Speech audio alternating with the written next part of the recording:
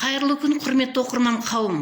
Кітапханамызда 18 сәуір тарихи және сәулет ескерткіштерді қорғау күніне орай ескерткіштер елдіктің белгісі тақырыбында ерлікке тағзым сағатын назарларыңызға ұсынамыз. Өткен тарихымызды ұмытпау, көне мұра ескерткіштерді қорғап, құрметпен қарау әр адамның парызы. Әрбір ескерткіштердің түбінде тарих жатыр. Қазақ даласы тарихи мәдени ескерткіштерге бай өлке.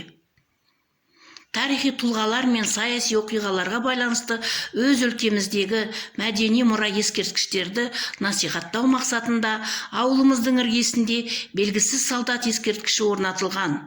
Ескерткішті ауылымыздағы Жаркент орта мектебі өз қамқорлығына алып, көгалдандырып, тазалық жұмыстарын жүргізіп тұрады.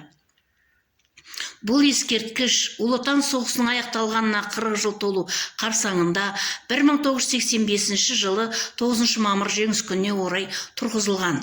Отан үшін елін, жерін қорғауға аттанып, туған жерінен топырақ бұйырмай жат елде құрбан болған, ауылдан майданға кетіп, қайта оралмай қалған азаматтарға, сол кездегі 20-дан асқан жастардың аға деген сөзді ести алмай кеткен боздақтарға, жар құшу орнына қару құшақтап, құс төсектің орнына қара жерді жастанып кеткен жандарға тұрғызылған тас тұлға бұл.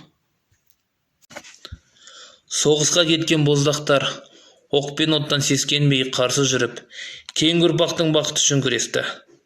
Қар жастанып, мұз төсенген 30 жылдарда ауданымыздан 7627 жауынгер соғысқа аттанған. 8 жауынгеріміз Кеңес одағының батыры атағына ие болған.